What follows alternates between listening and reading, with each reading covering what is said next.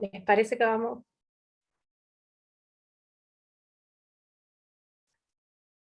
Ok, bueno, ya estamos la mayoría, así que si les parece, eh, vamos a comenzar. Buenas tardes a todas y a todos. Bienvenidos a la segunda clase del curso de Historia Argentina, de la Revolución de Mayo a la Unificación Nacional. Admitamos. Antes de presentar a nuestra docente de lujo de hoy, queríamos pasar unos pequeños anuncios parroquiales. Como saben, la Asociación de Investigadores en Historia es una asociación civil sin fines de lucro, y es una asociación integrada mayormente por historiadores profesionales que solemos concentrar nuestras actividades en la docencia universitaria, la investigación, la participación en congresos, la escritura en revistas especializadas y libros. Y si bien esto es importante, y lo vamos a seguir haciendo, la iniciativa de organizar estos cursos, que viene también de una comisión anterior, se ligó a la inquietud de acercarnos a la comunidad y poder comunicarnos y entablar un diálogo más directo con sectores más amplios de la sociedad, más allá de la academia, y poder contar también, transmitir y discutir cómo estamos pensando los historiadores e historiadoras profesionales, en particular en este caso, el siglo XIX. Entonces un poco ese era el espíritu del curso, ¿no? Como comunicar, dialogar y ir más allá de la academia profesional. La idea de poner un arancel, un pequeño arancel, se ligó un poco a la necesidad de hacer viable, no sé si pueden mutear, de hacer a la posibilidad de hacer viable la realización de este curso, como contratar el Zoom, etcétera, e incluso la posibilidad de sostener, bueno, es una asociación bastante pobre, digámoslo así, y la posibilidad de sostener el conjunto de actividades que llevamos adelante, también de difusión, pueden visitar la página, ver las efemérides, distintas iniciativas que se están llevando adelante, y también otra serie de actividades que están en agenda y que buscan multiplicar estos puentes, como les decíamos, con públicos más amplios. Una de esas iniciativas, y que también va a ser posible a partir del curso, es un podcast sobre historia, que se va a llamar Historiar, y que estamos en pleno proceso de grabado, con acá a la cabeza con Camila Perochena.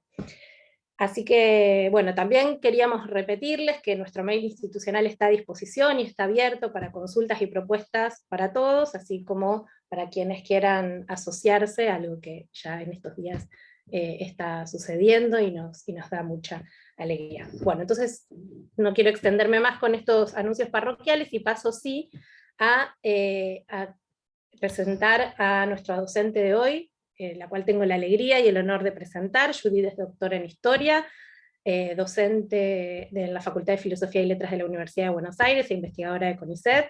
Es autora de varios y hermosos libros, y quiero destacar dos. Uno es Las Salamancas de Lorenza, Magia, Hechicería y Curanderismo en el Tucumán Colonial, donde aborda, podríamos decir, los cruces entre género, raza, religión en la gobernación de Tucumán a partir de procesos de hechicería y curanderismo, una obra que creo que es pionera en el cruce de estas variables que mencionaba. Y un segundo libro que lo quiero mencionar porque acaba de salir y se llama El País Indiviso, Poblamiento, Conflictos por la Tierra y Mestizaje en los Llanos de La Rioja durante la colonia, que acaba de publicar Prometeo y que escribió junto a Rosana Boillados. Y antes de terminar, en realidad quiero marcar un tercer libro que para mí es un compendio muy bueno de los temas que, bueno, se van a tratar hoy y que Judith ha trabajado, que es Historias Mestizas en el Tucumán Colonial y en Las Pampas, que organizó junto a Silvia Rato. Roy hablaba la clase pasada sobre la gran agenda de trabajo sobre el siglo XIX que marcó Revolución y Guerra, ¿no? Y también hablaba de las cuestiones que habían quedado soslayadas, como la institucionalidad política, que recorrieron la semana pasada con Marcela. Y yo creo que podemos decir que otro punto ciego del libro, que no lo vamos a criticar porque igualmente Halperin estaba preocupado por la conformación de la élite, como dice su subtítulo, pero otro punto que quedó soslayado es la complejidad de los sectores populares y la diversidad socioétnica de estas poblaciones. Y es algo en lo que Judith, como dije, Silvia Rato, Ego Villadós, Raquel Gil Montero, Ana María Lorandi, etc., han trabajado en restituir esa diversidad, en historizarla, en explicarla, y para mí algo central es que no lo hicieron de un modo mecánico, que yo creo que es un poco algo que está de moda hoy, ¿no? Hablar como el colonialismo puso una idea de raza que sigue hasta hoy como un compartimento estanco y no explicar. Y bueno, todo lo que yo quería hacer en esta breve presentación es invitarlos a leer a Judith Faberman todo lo que puedan, todo lo que llegue a sus manos o a sus pantallas, porque en todos sus trabajos ella muestra los procesos de construcción histórica de las identidades, de las alteridades, de las lógicas de participación popular sin suponerlas, indagándolas en tiempo y espacio, y eso creo que es algo que falta, ¿no? Como esa historicidad a esos procesos. Así que bueno, no puedo ocultar, Judith, que admiro mucho tu trabajo, y desde ahí te agradecemos enormemente el tiempo y la predisposición para llevar adelante esta tarea y compartir hoy este espacio. Bueno, Maga, te agradezco muchísimo los elogios. Saludo al auditorio de mi casa de San Telmo. Y nada, y debo decir que más o menos un tercio de esta clase está basada en los aportes de Magdalena. Así que, de ser necesario, ella colaborará conmigo en las respuestas a las consultas que surjan. Bueno, la otra cosa que quería comentarles es que yo hice un PowerPoint de 30 diapositivas que les será enviado próximamente, quizás esta noche o mañana, y que no me van a ver a mí hablando, sino que van a ver mi PowerPoint, y ya mismo les comparto la pantalla. A ver.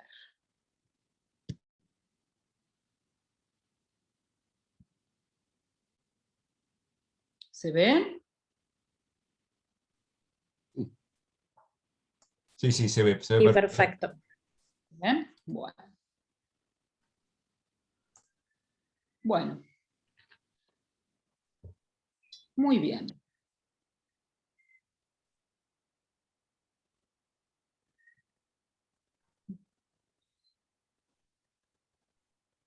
Voy a minimizar esto. Bueno. Arranco entonces.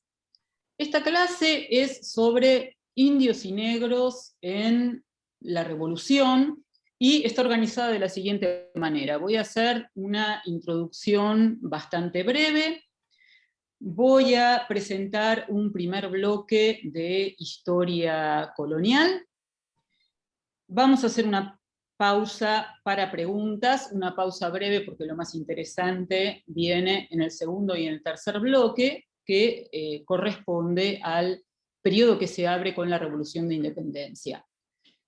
Van a ver en el PowerPoint unas cuantas imágenes, como la que están viendo ahora mismo. No voy a detenerme en analizar estas imágenes, están tomadas de un libro que se llama Un viajero virreinal. El autor de estas acuarelas es anónimo, quizás fuera un funcionario.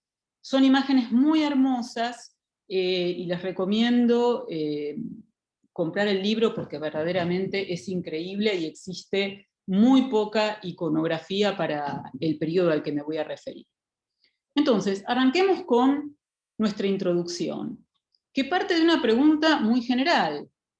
¿Qué significó la revolución para los sectores subalternos, para los sectores populares? Por ahora, provisoriamente los llamamos así. ¿Qué expectativas depositaron en ellas? ¿Qué se logró? ¿Qué expectativas se frustraron? ¿En qué sentido estos actores dejaron atrás su pasado colonial? Algo que tiene que ver con una pregunta aún más general. ¿Cuán revolucionaria fue la revolución de 1810 en relación con los cambios que introdujo en las vidas de estos actores? Bueno, partimos de la idea de que la revolución fue un parteaguas, en varios sentidos. En el plano político, donde antes había existido un virreinato, surgieron 4 estados nuevos. Donde antes había una monarquía, se fueron instalando regímenes republicanos con formas de representación nuevas, que, por ejemplo, recurrían a las elecciones para legitimarse. Tampoco fueron menores los cambios económicos. El sistema que tenía su eje en la minería potosina se desmoronó con las sucesivas pérdidas del Alto Perú. La zona más dinámica completó su desplazamiento hacia el litoral, que tenía un puerto y un territorio menos afectado por la guerra, una guerra que fue sobre todo de recursos. Y por supuesto también fueron muy visibles los cambios en el plano social. La vieja élite de comerciantes monopolistas porteños fue desplazada, como nos mostró Tulio Alperindongui en Revolución y Guerra, por una flamante clase terrateniente con inversiones diversificadas, aunque haya más continuidades respecto de la composición de las antiguas clases dominantes en el interior. Y por lo que toca más específicamente a nuestra clase, hubieron también cambios sociales que se hicieron sentir en las bases de la pirámide. Quiero decir, la lógica estamental del antiguo régimen, que pensaba a los grupos sociales según su calidad, es decir, un atributo en el que se conjugaban el color, el estatus jurídico, la riqueza, la legitimidad de nacimiento, entre otras. Bueno, ese paradigma entró en crisis. Este imaginario corporativista choca con el nuevo sistema. Y fue así que, por ejemplo, los pueblos de indios, de los que voy a hablar en breve, corporaciones de antiguo régimen, van a perder su sentido para desaparecer o resignificarse. Por último, la nueva sociedad que la revolución va a ir pariendo está atravesada por la guerra y por una militarización destinada a durar mucho tiempo. Todos los actores vivieron la revolución como parteaguas, aunque no todo fuera cambio y muchas expectativas, como anticipé, se frustraran en el camino. Entre las continuidades podríamos mencionar la perduración de los elencos gobernantes en zonas muy amplias del interior, la vigencia por muchísimo tiempo del derecho peninsular e indiano. Por otro lado, como se puede leer, por ejemplo, en la literatura gauchesca, pongamos, por ejemplo, los diálogos patrióticos de Bartolomé Hidalgo de 1821, o en algunos expedientes judiciales, como el que trabaja Gabriel Di Meglio en un artículo hermoso que se llama Las palabras de Manul. Bueno, en estos textos puede verse el sentimiento de ingratitud frente a los servicios prestados a la patria, un sentimiento que seguramente fue ampliamente compartido. Sin embargo, repito, hubo una revolución y esa revolución dejó herencias muy importantes.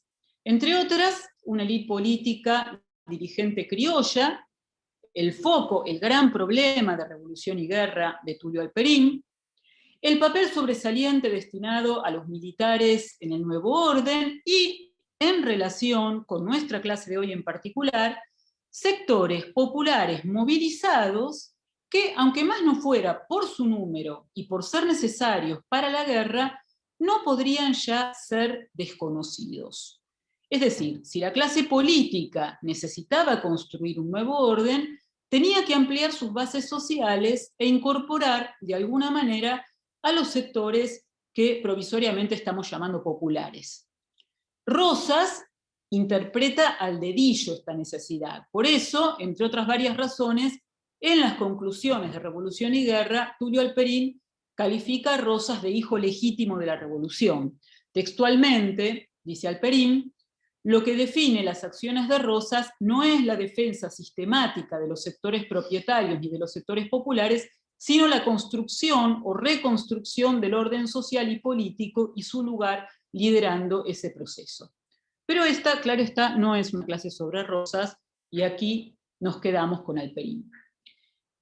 Algo importante, hasta ahora, como habrán escuchado, hablé sin demasiadas precisiones de sectores populares, de plebeyos, de clases populares, pero mi clase tiene otro nombre, se llama Indios y Negros frente a la Revolución.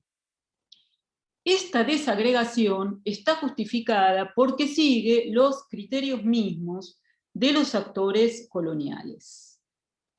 Aguánteme que voy a pasar la diapositiva. Bien, ahí vamos. Como dije ya, la calidad de los sujetos tenía su peso en la sociedad colonial, y la revolución va a sacudirse ese esquema que algunos autores llaman de castas o estamental. Por otra parte, estos actores muestran expectativas específicas. Para el esclavo, el gran logro era la libertad. Los indígenas, en cambio, eran jurídicamente libres y sus situaciones, como espero mostrarles, variaban mucho de acuerdo a sus experiencias históricas y al contexto regional. Y también los grupos dirigentes revolucionarios, como vamos a ver, les reservaron tratamientos diferentes. Entonces, hecha esta introducción, esta clase va a tener 3 ejes, como les dije, y 2 espacios para preguntas. El primer eje se ocupará de la población negra, libre y esclava.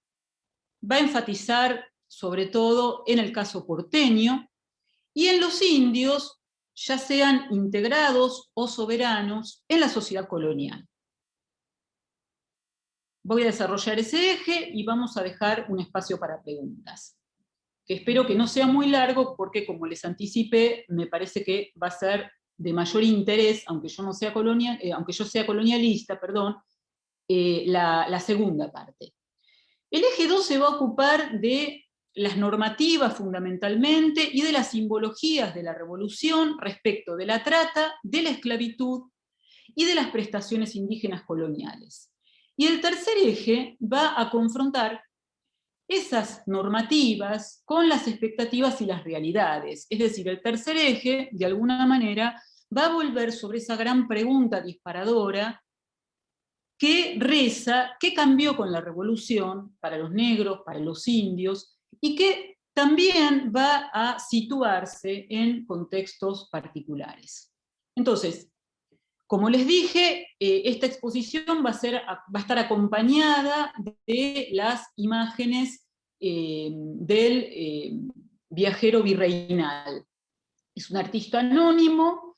Las acuarelas, estas fueron publicadas por Roberto Amigo en 2015, y al final del PowerPoint, junto con una bibliografía muy sumaria, van a encontrar también la cita de este libro que les recomiendo comprar, que se consigue por Mercado Libre y que ni siquiera es muy caro. Elegí estas ilustraciones y no otras, justamente porque son muy poco conocidas. Entonces, arranquemos ya mismo con el primer eje.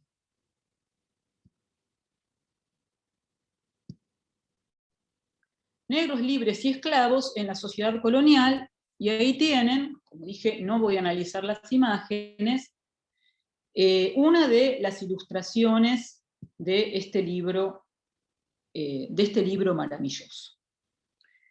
Bueno, como probablemente todos sepan, los negros de origen africano están llegando con los conquistadores mismos. Sin embargo, a fines de la colonia, y por razones que en breve voy a reseñar, incrementan su número muy sensiblemente, en particular en Buenos Aires, a fines de la colonia.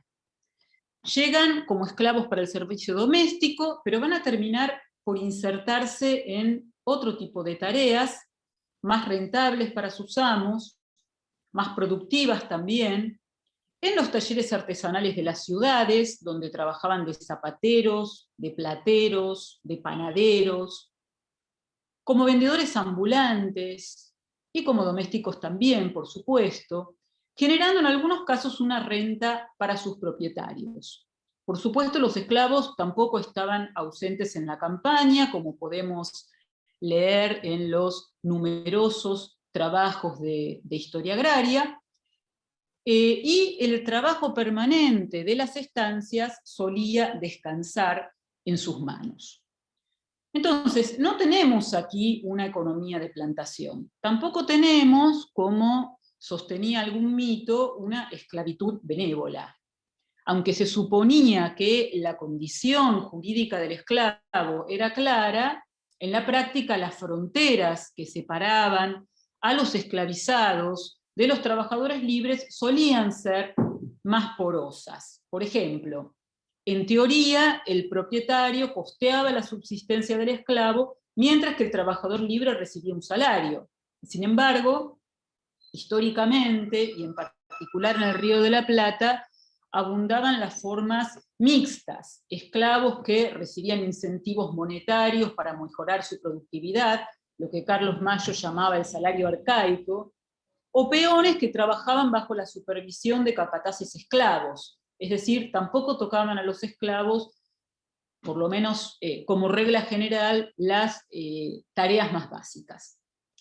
Por otra parte, la reproducción de la fuerza de trabajo esclava es usualmente muy baja en razón de los regímenes intensivos de trabajo, para el caso de las economías de plantación, en razón del régimen de explotación, de la disparidad en la relación entre sexos y también de la falta de expectativa de esta población que frecuentemente tenía problemas para unirse, para contraer matrimonio, etc.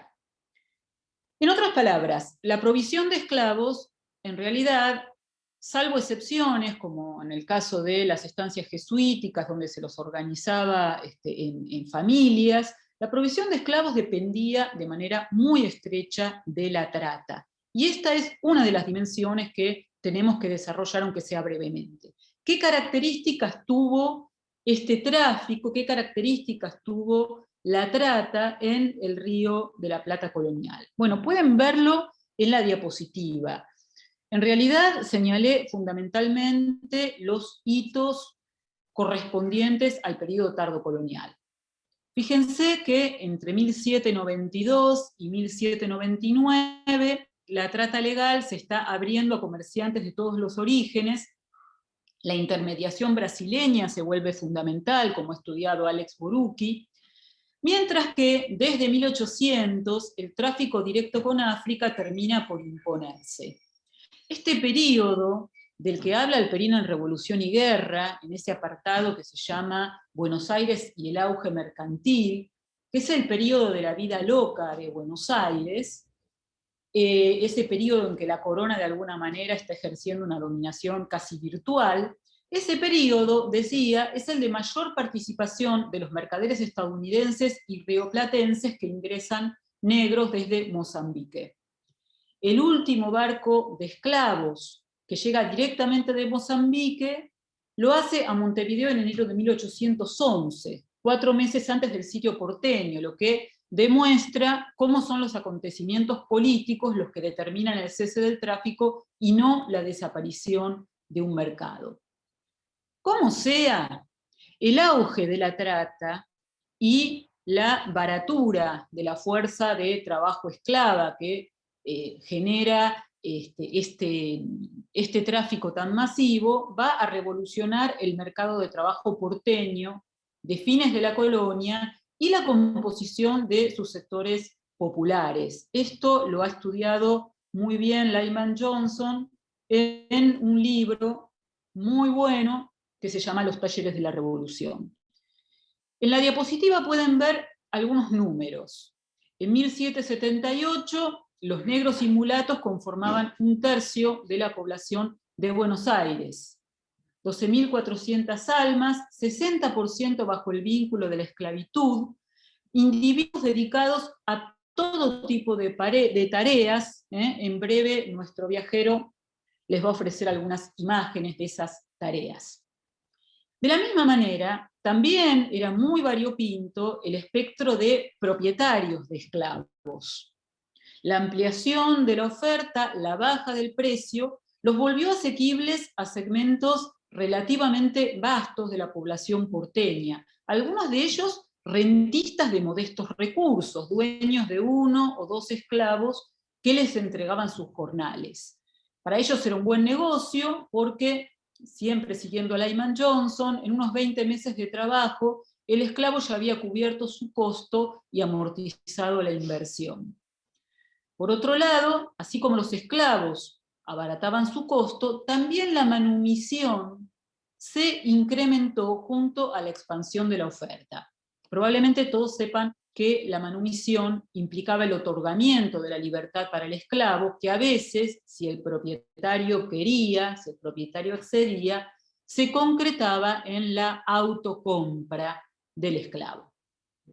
En suma, ya fuera por manumisiones, por compra de la libertad, por fugas o por matrimonios con mujeres libres que transmitían la condición jurídica a la descendencia, lo cierto es que numerosos descendientes de esclavos devinieron jurídicamente libres en la colonia tardía y formaron parte de los grupos que los censos coloniales llaman castas, y que de alguna manera, así castas en plural, y que de alguna manera suponían alguna parte de sangre africana. De todas formas, aún así, la revolución va a abrir un parteaguas en las expectativas y los esclavos tenderán a identificarse masivamente con la causa patriota. Bueno, vean algunas diapositivas, algunas imágenes. Las paso rápidamente porque van a tener acceso al PowerPoint y podrán disfrutarlas en lo que valen. Pero aquí tienen algunos ejemplos, ¿sí?, de las ocupaciones posibles de los esclavos. Bien. Aunque voy a privilegiar el escenario porteño, antes de meterme con los indios, voy a dejarles dos palabras sobre la esclavitud en el interior. Realmente dos palabras. Antes de su expulsión en 1767, los jesuitas eran los grandes propietarios de esclavos en el interior. Para que tengan una idea, solamente en Córdoba, luego de la expulsión, se contabilizaban casi 2000. Estaban ligados a distintas actividades económicas, como les dije, generalmente organizados en familias, y se ocupaban también de distintas tareas. En La Rioja, por ejemplo, en la zona de agricultura mediterránea, los tenemos abocados a la producción vitivinícola intensiva. En Córdoba, a la cría de mulas. En todas partes a diferentes actividades artesanales. Recordarán que en las estancias jesuíticas era común la tendencia a la autarquía. Por lo tanto, en las estancias también se producían ropas, sombreros, artículos de cuero y todo lo necesario para la fuerza de trabajo de la estancia. Cuando los jesuitas son expulsados, va a generarse una sobreabundancia en la oferta de esclavos que van a venderse fundamentalmente en el mismo noroeste argentino y con ello una caída del precio. Si le damos crédito al censo de 1778, un censo bastante criticado, casi el 45% de la población del Tucumán era para esa fecha de castas, ya fuera libres o esclavos. Es decir, el grupo con una participación más alta en el conjunto de la antigua gobernación del Tucumán tenía sangre negra. Censos posteriores van a mostrar una declinación significativa de esa población, quizás incida en esto la mezcla con otros grupos. En todo caso, el número de esclavos de cada jurisdicción depende estrechamente de la capacidad económica de las élites para comprarlos y de la población indígena o de castas libres de cada jurisdicción que, como dije, solía ser muy abultada.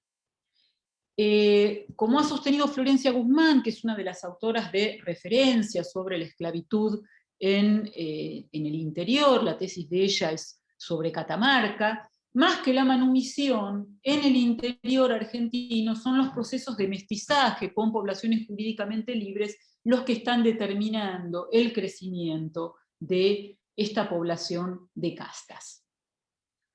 Hecha esta reseña brevísima, porque acoto, hay todo un auge de trabajo sobre la esclavitud.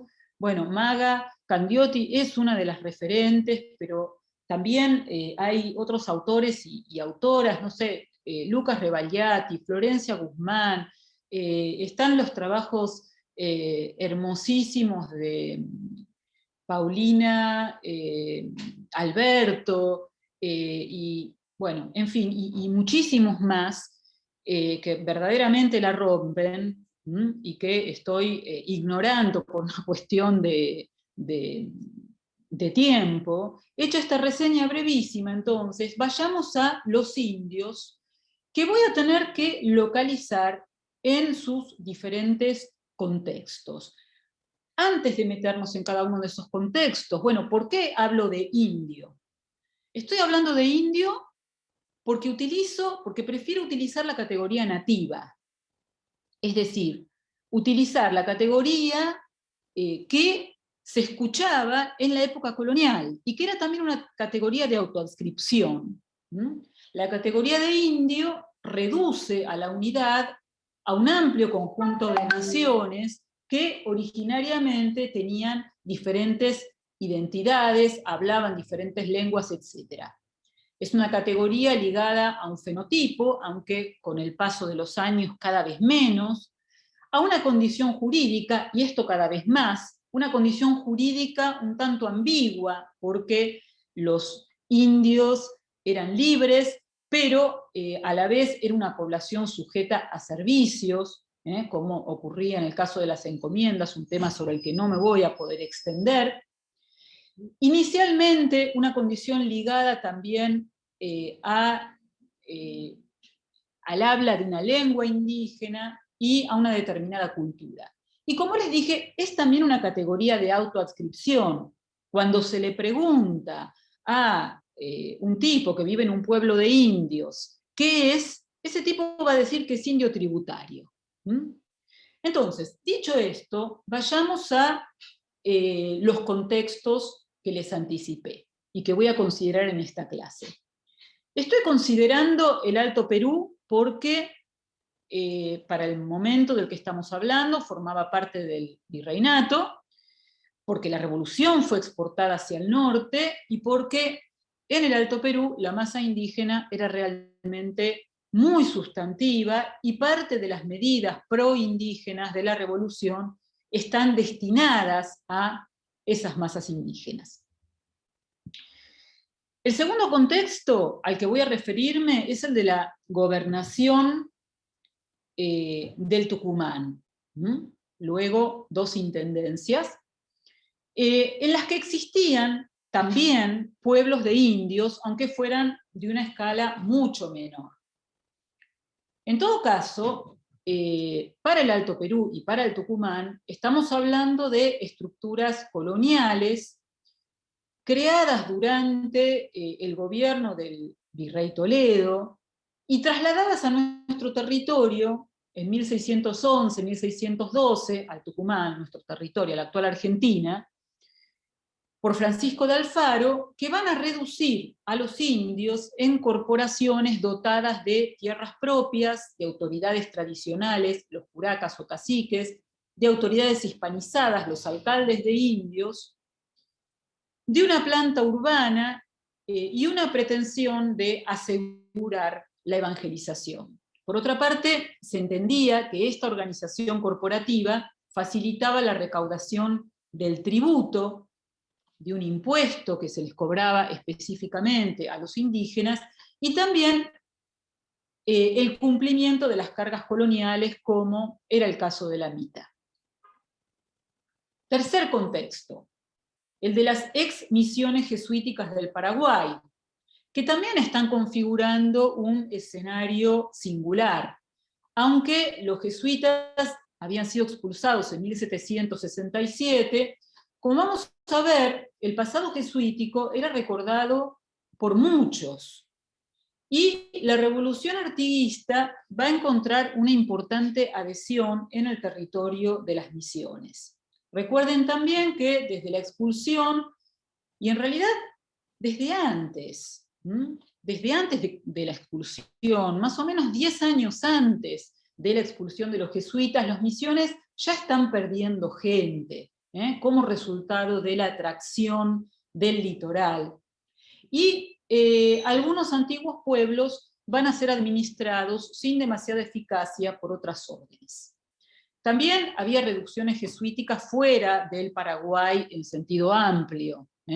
Por ejemplo, había reducciones jesuíticas en la frontera chaqueña. Pero bueno, en esta clase vamos a quedarnos con las más exitosas, que son las del Paraguay. Bueno, en todos estos casos estamos hablando de indios integrados al sistema colonial. Por fuera de estas corporaciones se encontraban las fronteras con sus grupos soberanos, con sus grupos no sometidos. Voy a referirme muy brevemente a las fronteras pampeana y chaqueña en la segunda parte de la clase. Por ahora lo que me interesa que retengan es que estos grupos no estaban sometidos y que mantenían con la sociedad hispano-criolla relaciones que oscilaban entre la paz y la guerra. En la época tardocolonial hay más paz y comercio en la frontera pampeana que guerra, mientras que la frontera del Chaco es una frontera más violenta prácticamente en todas las épocas. Bueno, les muestro unas breves diapositivas, unas diapositivas sobre indios que nos ofrece nuestro viajero virreinal, y podemos abrir el espacio prometido para la primera tanda de preguntas. Entonces, aquí tienen un miliciano de la provincia de Cochabamba, ¿sí? Para que tengamos una representación de algún indio alto peruano, de los indios pampas, y nada más. De los pueblos de indios de Tucumán, hasta donde yo sé, no hay una sola imagen que le vamos a hacer. Bueno, cierro entonces la presentación por ahora y podemos abrir un espacio para preguntas que les sugiero que sea breve porque, como decía, tengo una clase larga por delante y creo que la parte más interesante para ustedes es la que está por venir. ¿Me escucharon bien? ¿Sí? Sí, se escucha perfecto. Bueno, genial. Bueno, a disposición. Me silencio. Algo que haya quedado.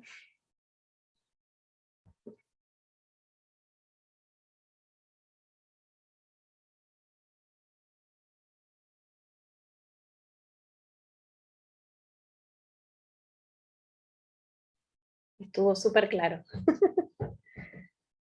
Si nadie se anima, si no podemos.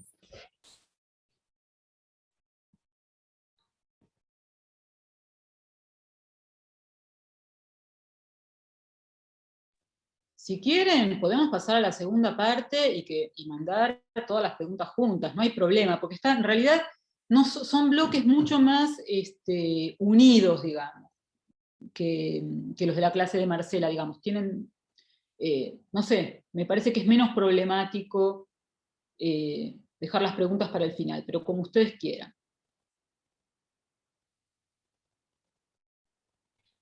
Yo, por ejemplo, puedo hacer una pregunta que quizás ayude al resto. No, bueno. Me preguntaba por el uso de la idea integrado y soberano para los pueblos indios, me encantó, o sea, los pensaba como pueblos de indios, como pueblos no reducidos, sí. Pero no el uso de esas palabras me pareció como muy claro, está cómo viene la discusión ahí. Bueno, no hay ninguna discusión, es un invento mío. Ah, me gusta. Simplemente busqué palabras para que la idea fuera inteligible, ¿no es cierto?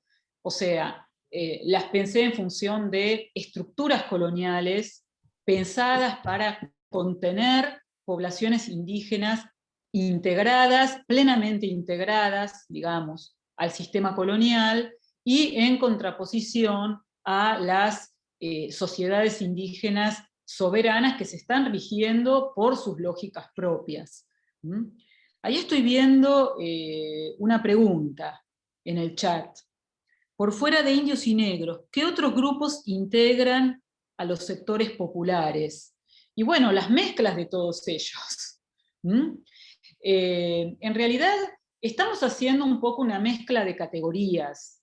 Yo estoy tratando de simplificar, pero hay toda una discusión que de alguna manera creo que uno de los autores que la ha dado de una forma más abarcativa es Gabriel Di Meglio. Entonces él habla a veces de sectores populares, a veces de clases populares.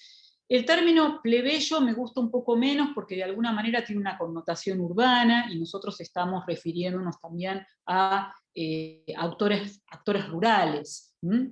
Pero, en todo caso, sectores populares claramente no es un término, no es una categoría nativa, no es una categoría que utilizaran los actores de la época. Así todo, tomándonos la licencia de pensar en términos de sectores populares, además de los indios y de los negros, tendríamos allí las mezclas entre los distintos estamentos y también algunos españoles pobres. Como dije, la sociedad colonial es una sociedad estamental, las jerarquías del color son muy importantes, pero no son las únicas jerarquías que están dividiendo las aguas. Por eso es que yo prefiero... De la masacre de Trelew, ocurrida en agosto de 1900. No sé qué fue eso. Por eso es que yo prefiero hablar de calidad, porque ese concepto, que es un concepto que utilizaban los actores, incluía no solamente el color, sino también la condición jurídica y otras cosas. La otra cosa que quiero marcar, el otro dato que quiero marcar, es que estos estamentos no eran compartimientos estancos. En la sociedad colonial la movilidad era posible, la movilidad social era posible, y esa movilidad social también se expresaba en las formas en las que un sujeto era visto o en las que un sujeto se presentaba. Entonces, a veces cuando leemos trabajos de demografía histórica nos encontramos con una lectura muy ingenua quizás de estas categorías. Si vamos al archivo, lo que vamos a encontrarnos es que un mismo sujeto aparece clasificado en un censo como indio, presentándose como español en una fuente judicial y visto como mulato en otra fuente, porque ha migrado a otra zona, por ejemplo. Entonces, son categorías bastante permeables, son como etiquetas. Veo que hay otra pregunta. ¿Había esclavos negros que se liberaban y que luego compraban esclavos? Supongo que esto viene de Revolución y Guerra de Alperín, creo que es Alperín el que dice esto en el marco del proceso. Sí, entiendo que era un fenómeno de todas formas muy minoritario, ¿sí? Pero, digamos, sí, teóricamente no era algo imposible y algún caso habría. ¿Se podría relacionar lo soberano con los cacicazgos?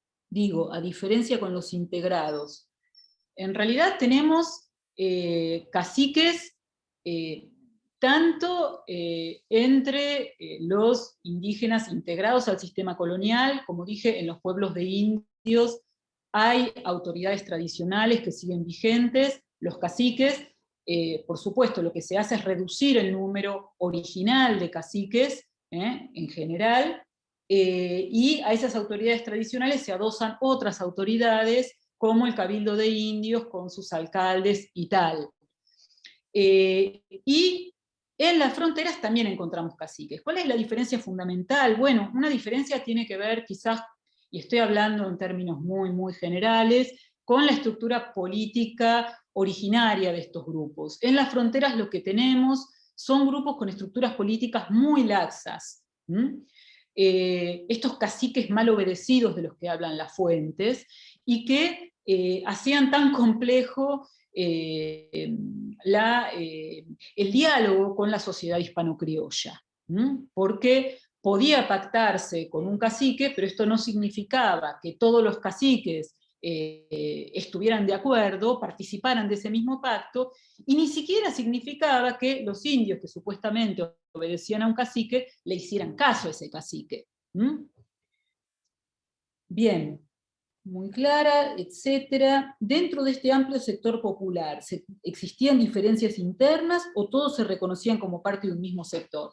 No, justamente, de alguna manera, estas diferencias estamentales van a ir, en cierta medida, licuándose con la revolución. Estos estamentos también tienen un componente identitario en la sociedad colonial. Por eso, como les dije, un tipo podía ser visto como indio, pero también presentarse a sí mismo como indio. Tanto por dar un ejemplo.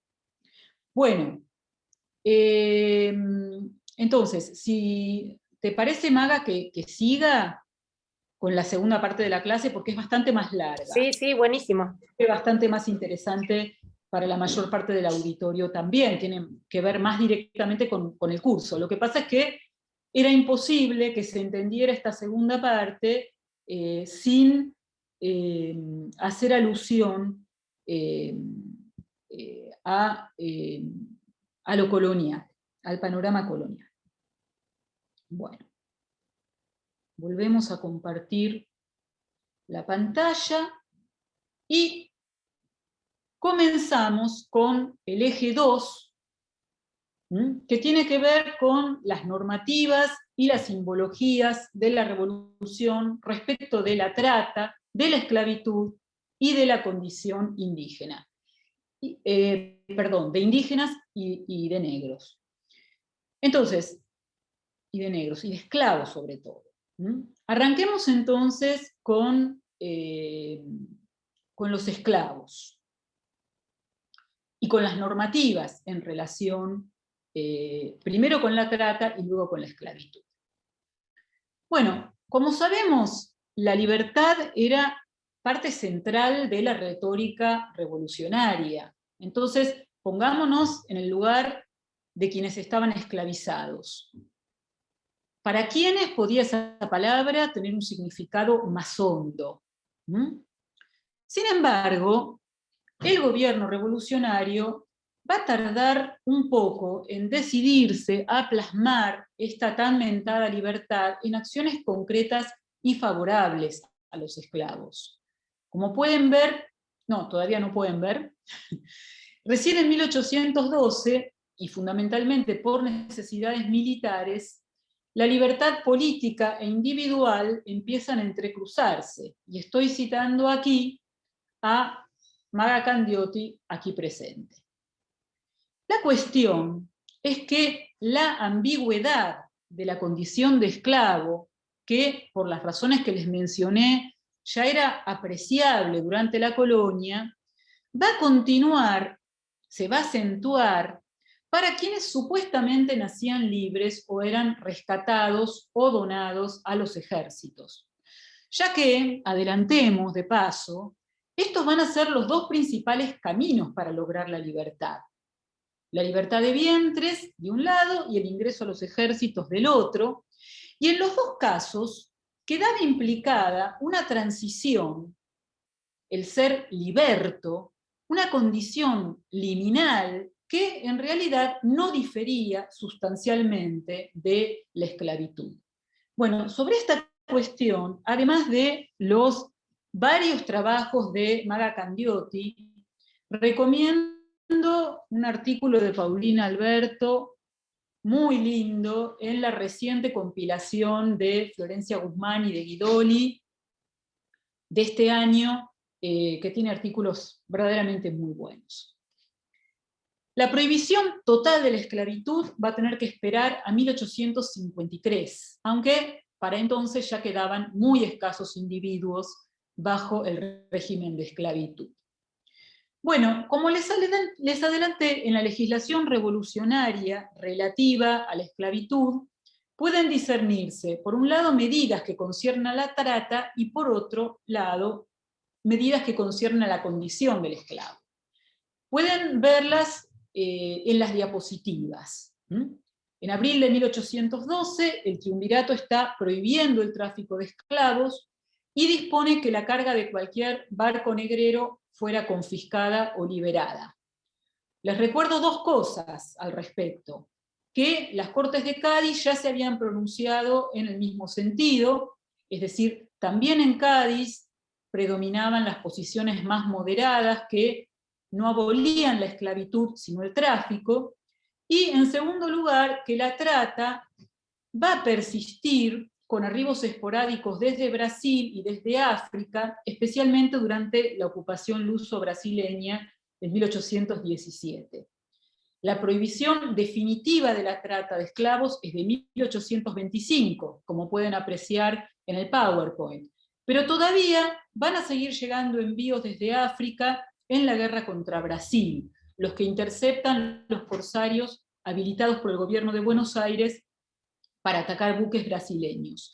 Estos cautivos recién eran liberados luego de trabajar por un tiempo limitado o de enrolarse. Vayamos ahora hacia lo que nuevamente Magdalena Candioti llamó los caminos sinuosos hacia la libertad de los esclavos.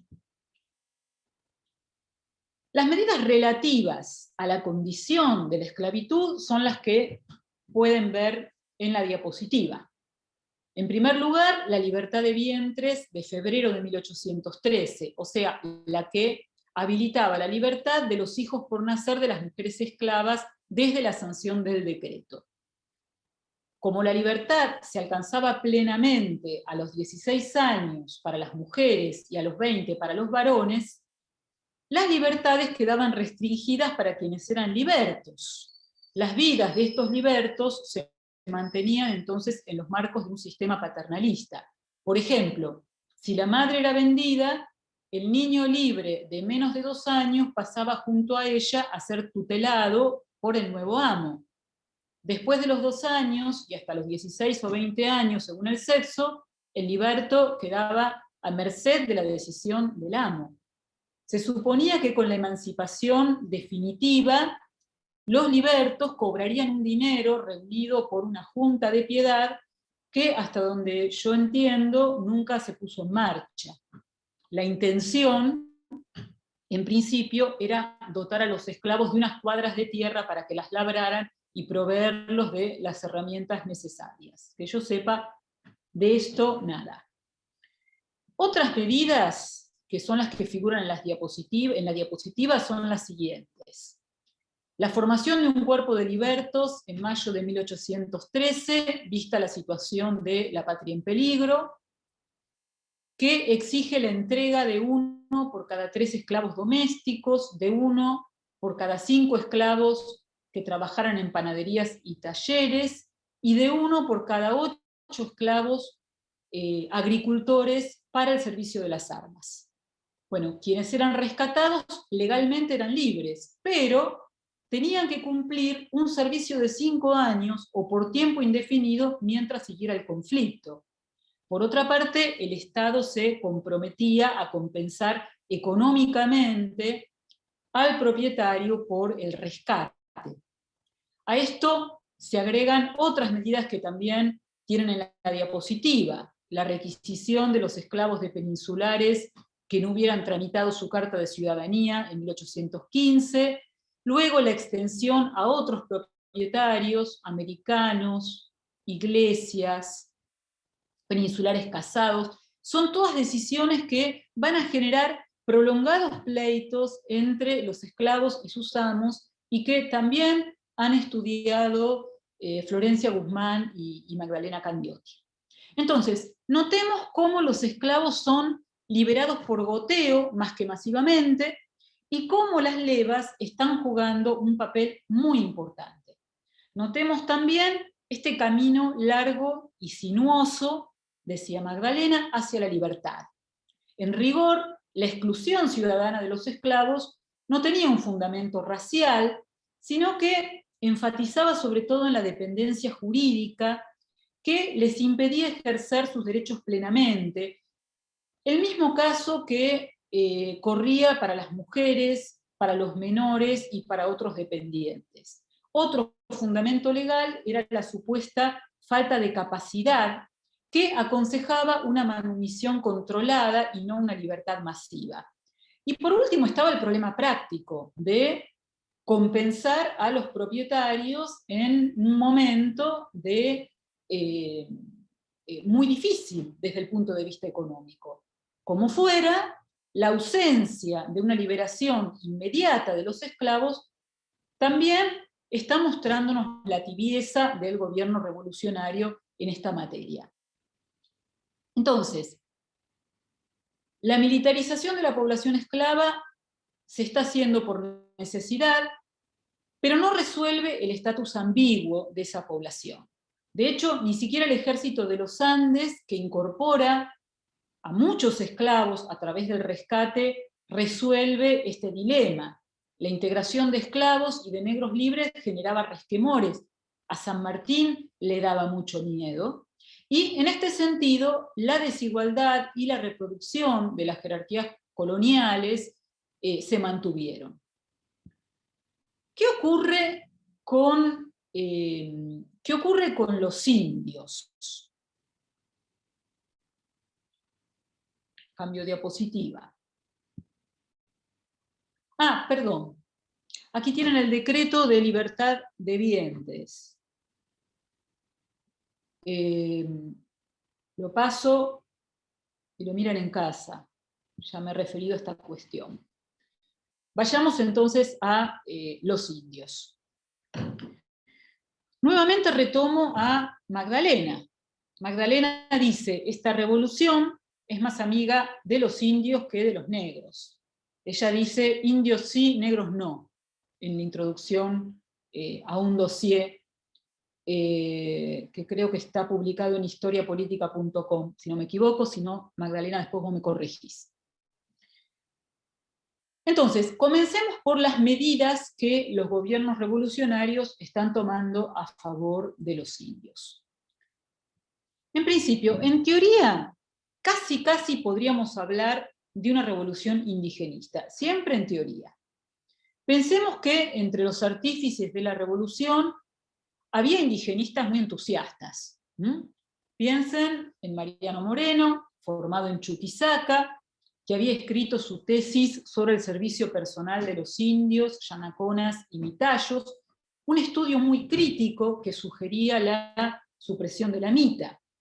Piensen en Monteagudo, que era un mulato de aquellos.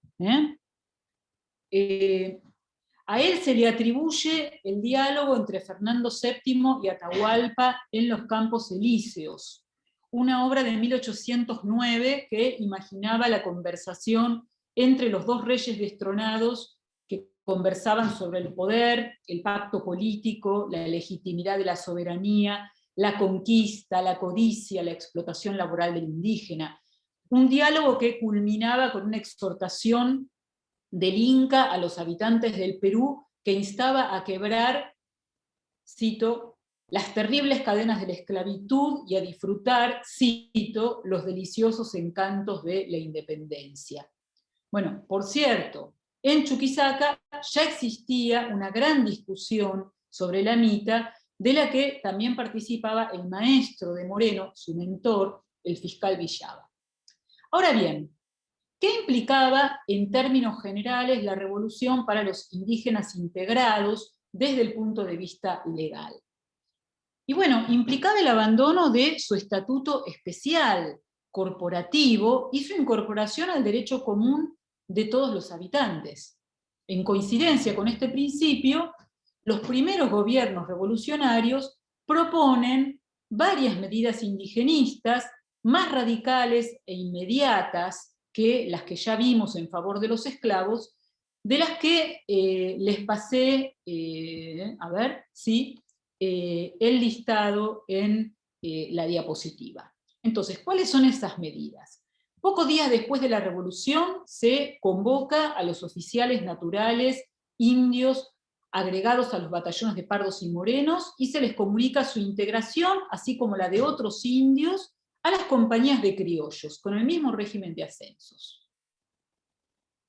El reglamento de juntas provinciales de 1811 habilita a los indígenas a ejercer todos los oficios honoríficos, solo teniendo en consideración la probidad y aptitud del sujeto. Más importante, porque es la que verdaderamente entra en vigencia, en septiembre de 1811 se suprime el tributo, una medida que la Asamblea de 1813 va a ratificar. Esta es la medida que me importa. ¿Por qué? Porque abre incógnitas sobre el destino de los pueblos de indios y sobre el destino de sus tierras, que en parte eran una compensación por el pago de tributos. Y finalmente, en 1813 se suprimen la mita, la encomienda y el yanaconazgo, cuya importancia era bastante dispar de acuerdo a las distintas regiones. Junto a estas medidas, los ejércitos revolucionarios van a encargarse de propagar la igualdad de los indios en sus traslados. Por ejemplo, Belgrano va a hacerlo ante los habitantes de las ex misiones jesuíticas. Va a anunciar la incorporación de los indios a los regimientos de patricios y arribeños, va a comunicar la supresión del tributo, va a prometer la asignación gratuita de tierras para ellos, y va a prohibirle a la justicia imponerles castigos a los naturales. Piensen que la justicia colonial era una justicia estamental. No eran todos iguales ante la ley, eran desiguales ante la ley, literalmente. Lo mismo va a hacer también Castelli en el Alto Perú. Recuerden que Castelli es el jefe político de este ejército que tiene un doble comando, que sigue las instrucciones de la Junta para reclutar fuerzas, generar confianza entre los soldados, atender a su disciplina, y que emite un bando en el que alentaba a los indígenas a elegir representantes para participar en un congreso. Recuerden también que el 25 de mayo de 1811, desde las ruinas de Tiahuanacu, anuncia medidas relativas a la supresión del tributo, al castigo de los abusos infligidos a los indígenas, al derecho de representación, a la garantía, a la libre elección de los caciques, etc.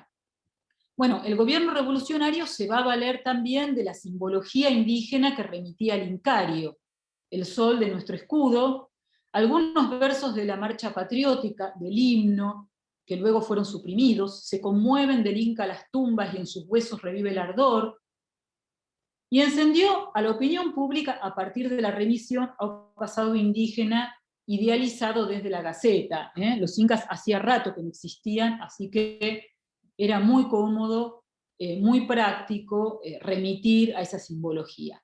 Sin embargo, como siempre ocurre, hubo distancia entre los dichos y los hechos. En rigor, la desconfianza hacia los indígenas siguió siendo muy grande, aunque el grado de alteridad fuera variable según el contexto. Y también fue diversa la adhesión a la revolución, en la que los colectivos indígenas no siempre encontraron ventajas demasiado claras, al punto que no pocos abrazaron la causa realista, como vamos a ver ahora en el último eje de esta clase, en el eje 3, que se refiere a las realidades. Vamos a ir entonces más allá de las normativas y vamos a comenzar por los esclavos y la revolución. Bien, la revolución y la guerra, entre otras cosas, fueron un curso acelerado de aprendizaje de derechos, una cantera de nuevos derechos. No es que en la colonia los negros esclavos no aprovecharan los escasos derechos de los que disponían. Lucas Rebagliati, por ejemplo, ha mostrado que los negros esclavos en la colonia solían acercarse a los estrados judiciales para defenderse, que tramitaban certificados de pobreza para pleitear sin costo en los tribunales y denunciar malos tratos, por ejemplo. También sabemos que en las invasiones inglesas los servicios de los esclavos fueron reconocidos. Por ejemplo, se sortió la libertad de 70 milicianos, se rebautizó a la Plaza Montserrat como Fidelidad, como Plaza Fidelidad, para premiar esa actuación. Sin embargo, sin dudas, 1810 está marcando un cambio de época y la revolución está generando grandes esperanzas entre los esclavos. Se abren diversos canales de participación que van a ser más utilizados. Por ejemplo, la justicia empieza a revelarse como un espacio privilegiado para que los hombres y las mujeres esclavas trataran de hacer valer las nuevas leyes. Los esclavos van a apropiarse de la retórica antiesclavista de la revolución, ya fuera para demandar civilmente a sus amos, y lo van a hacer ejerciendo en ocasiones su propio patrocinio. Algunos de los pleitos en los que participaron eran parecidos a los de la época colonial e incluso pedían las mismas cosas, puesto que no todas las leyes coloniales habían sido abolidas. Por ejemplo, pleiteaban por el papel de venta a un precio justo que les permitiera comprar su libertad o cambiar de amo, o reclamaban que se hicieran efectivas promesas de libertad realizadas verbalmente o estipuladas en los testamentos. Sin embargo, como puede apreciarse en un artículo de Rebagliati, en el plano judicial la revolución no va a implicar una mayor sensibilidad hacia los esclavos. A veces se llegaban a acuerdos entre las partes, otras veces se fallaba en favor del amo, pero pocas veces los esclavos ganaban los pleitos. También se abrieron algunos resquicios que les permitían a algunos esclavos mejorar sus condiciones. Por ejemplo, las mujeres esclavas en el marco de la libertad de vientres reclamaron por la manutención de sus hijos recién nacidos que los amos no deseaban asumir. Propietarios esclavos también pleitearon por la participación en los ejércitos, que los esclavos a menudo deseaban, también como una forma de rescatar su libertad. En fin, como sostiene Candioti, lo novedoso en el periodo revolucionario es que un esclavo tratara de asegurar su permanencia en el ejército, marcando una ruptura que los encontraba como socios en un estado hambriento de soldados. Bueno, la revolución también incentivó la rebelión. Hay un estudio de caso muy interesante que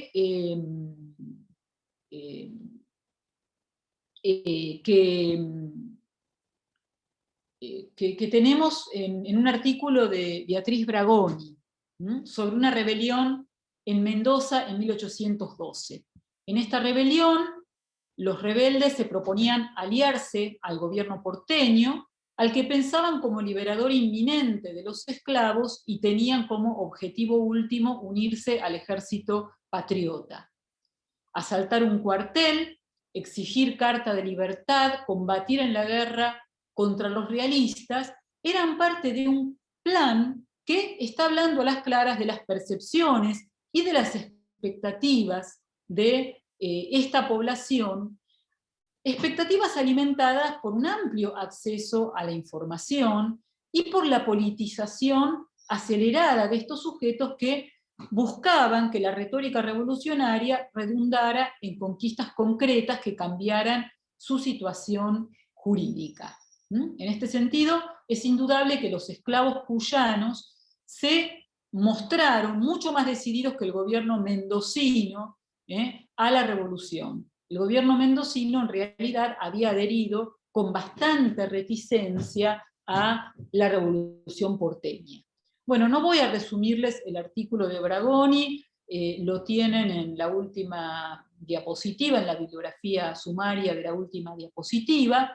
En todo caso, me llama la atención la aceitada red de contactos y sociabilidades de la población negra y mulata que se organiza en la ciudad y que ella nos está mostrando, y las contradicciones que van quedando a la vista en los alegatos que se cruzan el fiscal y la defensa y que muestran la indecisión de la sociedad hispano-criolla frente al papel de los negros en la coyuntura revolucionaria. Los rebeldes acá se están prefigurando como patriotas, como proto-ciudadanos que peleaban por su libertad civil para defender a la patria, pero también eran vistos como rústicos, una caracterización con la que de todas maneras va a intentar aliviarse su delito y fundamentar la soltura, que es así como se concluye este proceso. Bueno, vayamos ahora entonces a los indios, y como les dije, aquí vamos a ir discerniendo diferentes escenarios. Y arranco con el Alto Perú. Esto se justifica porque el Alto Perú, la actual Bolivia, formaba parte del virreinato del Río de la Plata. Recordemos que había sido escenario de rebeliones muy cruentas. Piensen en Tupac Katari, en el sitio de La Paz, que habían sido la pesadilla no solo de las élites, lean a Sergio Serúnnikov, escenario de rebeliones y de represiones también terribles por parte de las autoridades coloniales. Bueno, cuando las tropas porteñas intenten exportar la revolución al Alto Perú, territorio neurálgico por las minas que se encontraban allí, van a encontrarse en su camino con ciudades ya pronunciadas en su favor y con poblaciones indígenas muy grandes y muy expectantes. En La Paz se decía que los indios no querían pagar tributos hasta que llegaran los hombres de Buenos Aires. Y, como ya adelanté, Castelli reafirma estas expectativas con sus discursos indigenistas. Bueno, por supuesto que, visto este proceso desde las élites altoperuanas, las cosas tenían un color muy diferente. Los patriotas sabían que se precisaba acudir a una política más dura para conseguir el triunfo de la revolución y no descartaban la deportación masiva de peninsulares para obtener el triunfo en el Alto Perú. Porque para las élites altoperuanas, como decía el Perín, no estaba claro si el Alto Perú había sido liberado o conquistado. Entonces se entiende que esta política filoindígena pegara muy mal. Según María Luisa Sux, historiadora boliviana, que ha procurado estudiar la revolución vista desde la perspectiva indígena, la prioridad de los indígenas altoperuanos era garantizar el acceso a tierras y recursos a los aylus. Y esto fue lo que determinó que las comunidades apoyaran, a veces salvando patriota, a veces salvando realista. Por otra parte, según Sux, los indígenas altoperuanos tenían programas políticos paralelos a los de los criollos, programas específicamente indígenas. Incluso el tributo, la mita, la elección de autoridades se entendían de forma diferente a cómo Castelli, por ejemplo, las entendía. Para los indígenas altoperuanos, el tributo, a diferencia de la mita, no implicaba una relación de inequidad y de vasallaje, implicaba un contrato. Y algo similar ocurría con la elección de autoridades para la que no se reclamaba una votación. Entonces, vemos cómo los mismos objetivos podían plantearse desde lógicas alternativas. La batalla de Huaqui, de 1811, sobre la que existe un libro que a mí me gusta mucho, de Alejandro Rabinovich, Anatomía del Pánico, marca un hito muy importante en la relación entre indígenas altoperuanos y Dirección Porteña de la Guerra.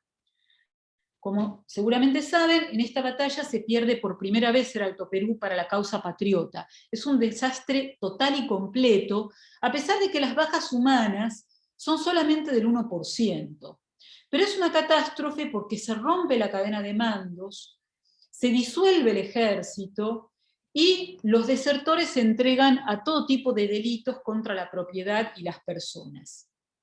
Castelli, el representante de la Junta en el ejército, va a ser juzgado por lo sucedido, y esta va a ser una de las fuentes principales de las que se va a valer Rabinovich.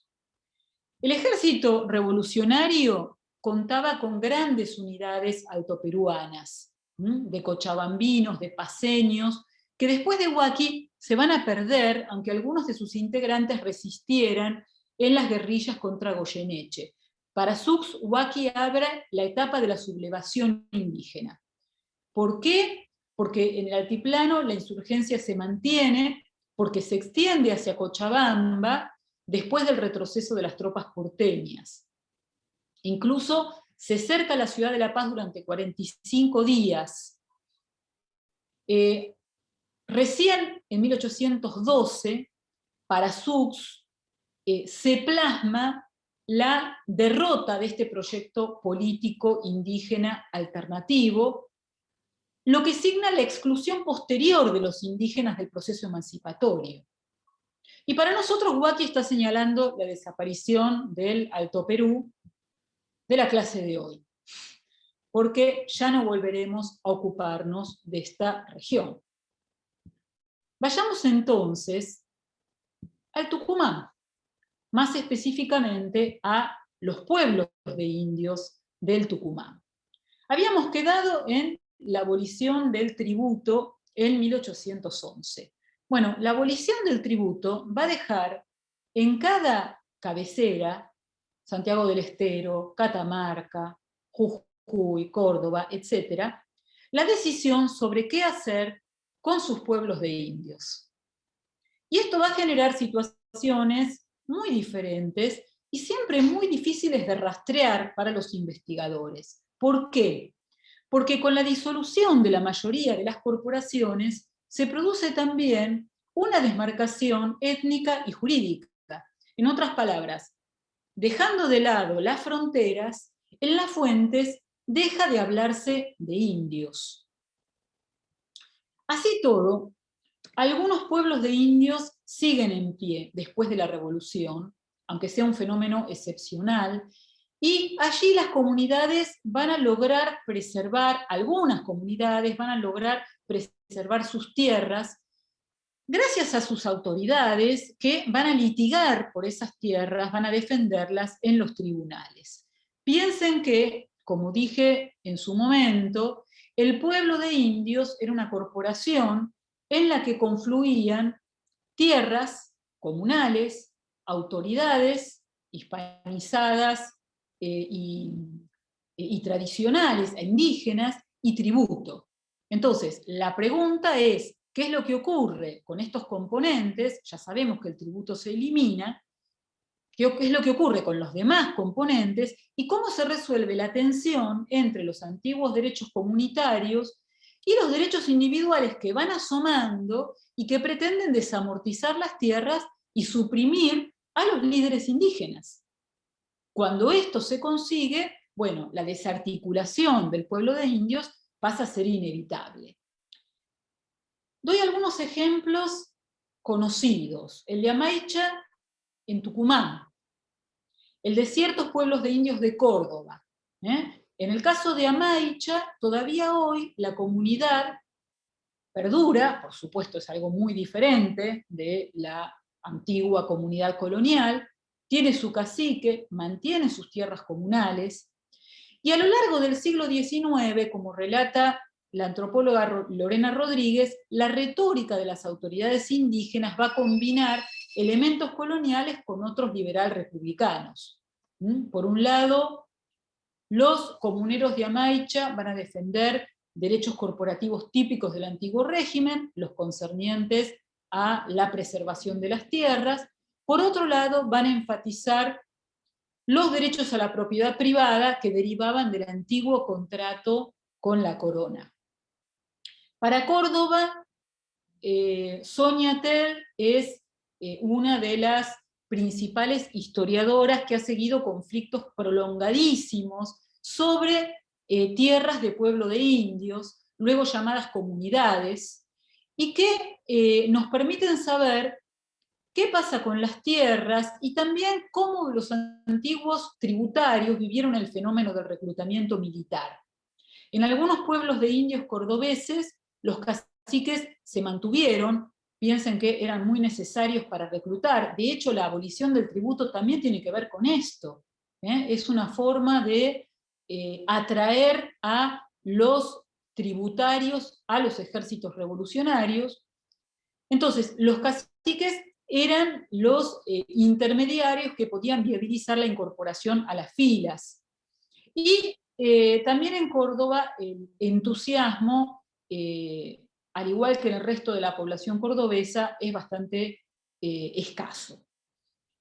Sin embargo, para evadir esa carga, la carga militar, los extributarios no van a apelar a su condición de indios, van a pedir las mismas excepciones que los demás campesinos. Van a decir que son padres de familia, que están a cargo de madres viudas, de padres ancianos, etc. Es un tipo de autoadscripción que se contradice con la que surge en los pleitos por tierras. Piensen que en Córdoba algunos pueblos van a alcanzar las últimas décadas del siglo XIX. Y bueno, en estos pleitos sí los comuneros van a presentarse como indígenas para preservar los recursos y la organización comunitaria. Y no van a incorporar la retórica de los servicios a la patria. La modificación más notable que el cambio de sistema está produciendo en Córdoba, en los pueblos de indios de Córdoba, tiene que ver con que las autoridades tradicionales de esos pueblos de indios van a convivir con otras autoridades nuevas, externas, que a veces están encarnados en los mismos indígenas. La figura del celador, del juez territorial, que cumplían tareas de vigilancia y policía, y que no dependían ni del cacique ni del curaca, son ejemplos de esto. Es decir, va a crearse una cadena paralela de autoridades que desafiaba a las tradicionales. Un último ejemplo es el que podemos identificar en la Puna de Jujuy, que estudia Raquel Gil Montero, región que reunía una población mayoritariamente indígena. Allí la guerra revolucionaria y las guerras que siguieron marcaron un antes y un después. Piensen que en la Puna de Jujuy se extendía el marquesado de Tojo, que también incluía zonas que hoy se encuentran en Bolivia. El marqués de Tojo era el poseedor de una enorme hacienda, era titular de encomiendas en la zona, un personaje que pasó de actuar a favor del ejército realista al ejército patriota, aunque tenía conexiones con los dos bandos. Hasta 1816 los ejércitos del marqués de Tojo convivían en la zona de Yavi con los de un sacerdote realista, el teniente coronel Cerda, que se encontraba al mando de la milicia indígena llamada de los Angélicos, por oposición a los infernales capitaneados por Güemes. Sin embargo, las lealtades indígenas debidas a Güemes y al marqués tampoco eran tenidas por seguras. Incluso el joven José María Paz recordaba en sus memorias, era joven en el momento de la guerra, en sus memorias ya era viejo, y recordaba a los indígenas como potenciales traidores, como bomberos, además de inútiles para la batalla. En suma, lo que la revolución introduce entre los indígenas integrados del Tucumán, que no lo dije, pero supongo que todos lo saben, el Tucumán, lo que había sido la gobernación del Tucumán y luego 2 intendencias, abarcaba todo el noroeste argentino, y más que el noroeste argentino según algunas regionalizaciones, incluía Córdoba, incluía La Rioja. Lo que la revolución introduce entonces entre los indígenas integrados del Tucumán es fundamentalmente incertidumbre. La estructura corporativa que los defendía en el sistema colonial desaparece o se debilita, las comunidades que retienen sus tierras parecen excepcionales, y el final del tributo y la igualación jurídica también los ofrece como iguales a los ejércitos.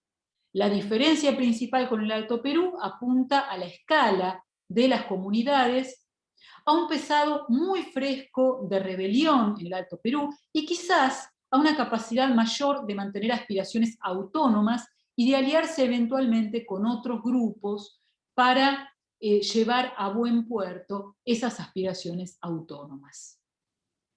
Me quedan entonces las fronteras, sobre las que voy a avanzar muy rápidamente.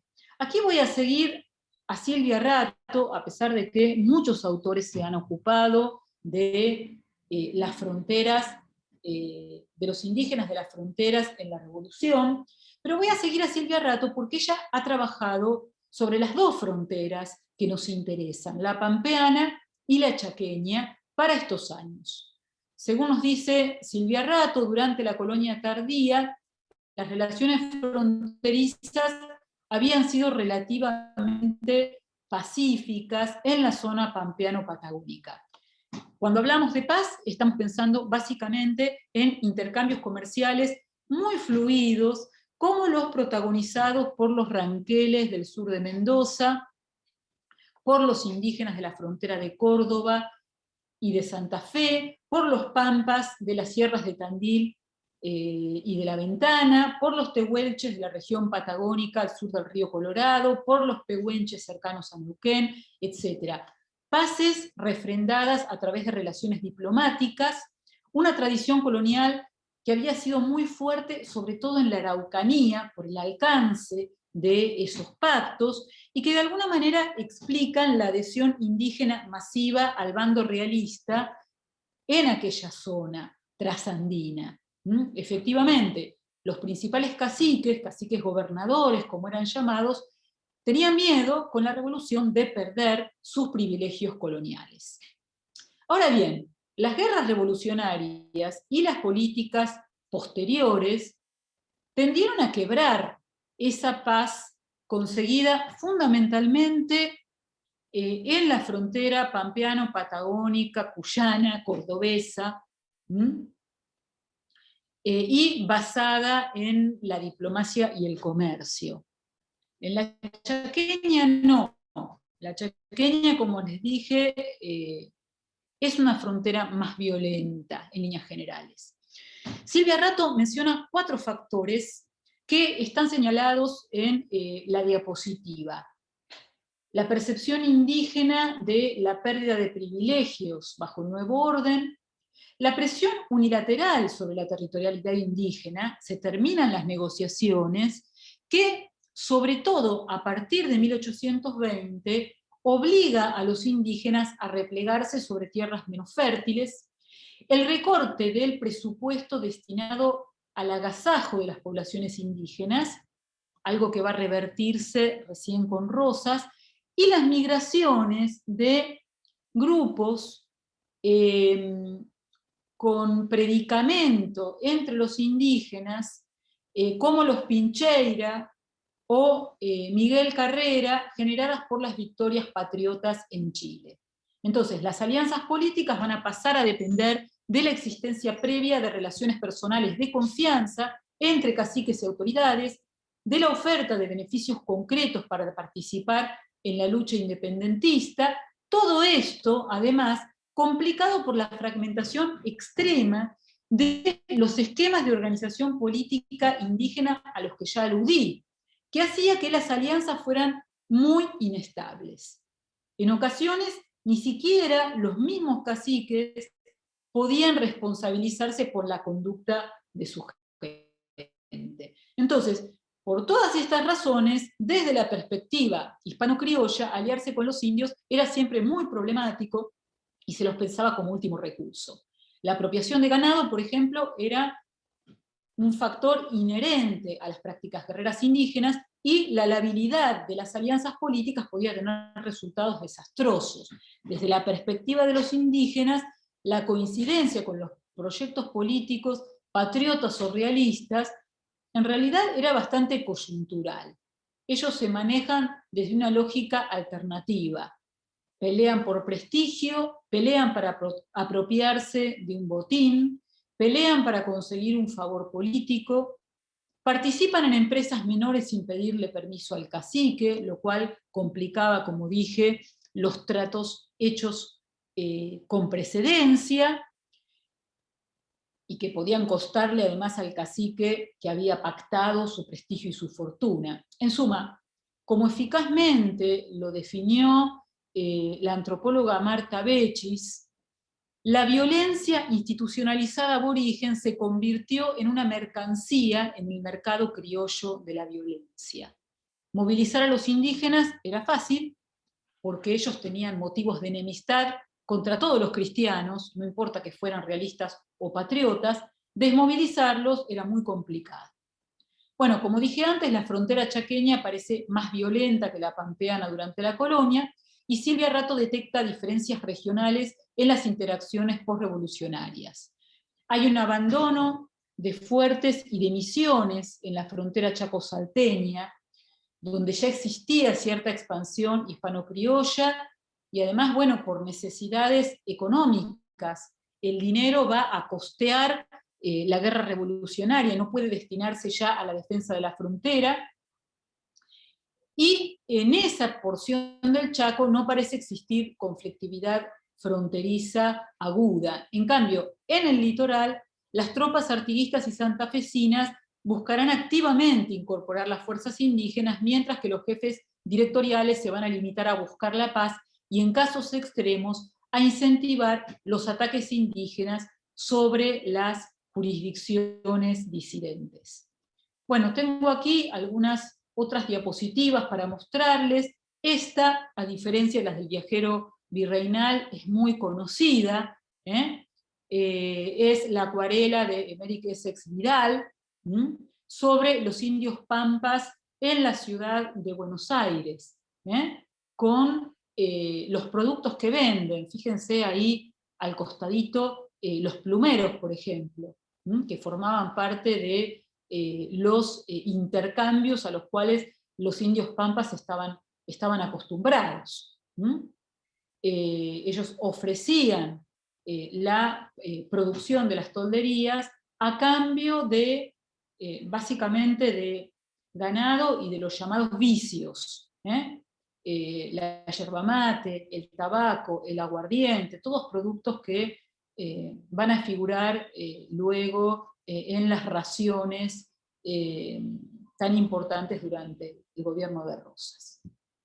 Y esta otra imagen pertenece nuevamente al viajero virreinal. No quise poner las de Pauque, muy conocidas, porque di por supuesto que todos las conocen. Y si no las conocen, las buscan en internet. De acá para allá, son absolutamente maravillosas. Bien, vayamos ahora entonces al último contexto, el de las antiguas misiones guaraníes.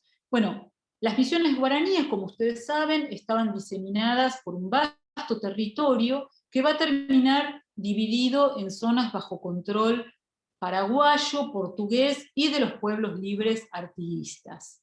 Esta parte la trabajé a partir de un capítulo del libro de Guillermo Wilde que tienen en la bibliografía final, un capítulo en el que este autor, que es un antropólogo, analiza a través de un episodio la ocupación en 1818 que hace Andresito, lugarteniente indígena de Artigas, de la ciudad de Corrientes durante 7 meses. A través de este episodio, decía, analiza la cuestión más general de la adhesión de los indígenas de las antiguas misiones a la revolución paralela que representa la de los pueblos libres. En principio, tengan en cuenta que hablo de una adhesión al artiguismo que no está generalizada entre todos los indígenas. Entre otras cosas porque el antiguo territorio jesuítico había entrado en crisis desde las guerras guaraníticas, crisis que se había profundizado después de la expulsión de los jesuitas y por supuesto con la guerra de independencia. La presencia de los indios entre las huestes de Artigas hacía que ese ejército fuera verdaderamente temible. Repasemos brevemente el itinerario de Artigas y su, como la llamaba Alperín, su otra revolución.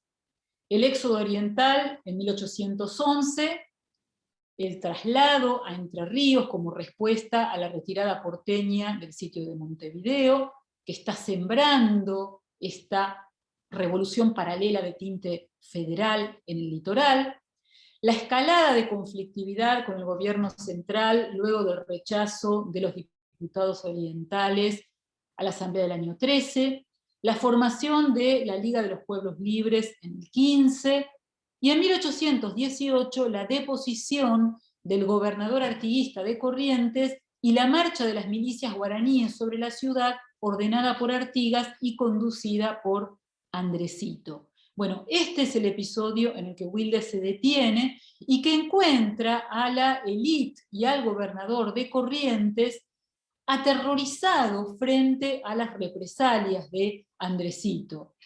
Wilde señala varias cuestiones que me interesan.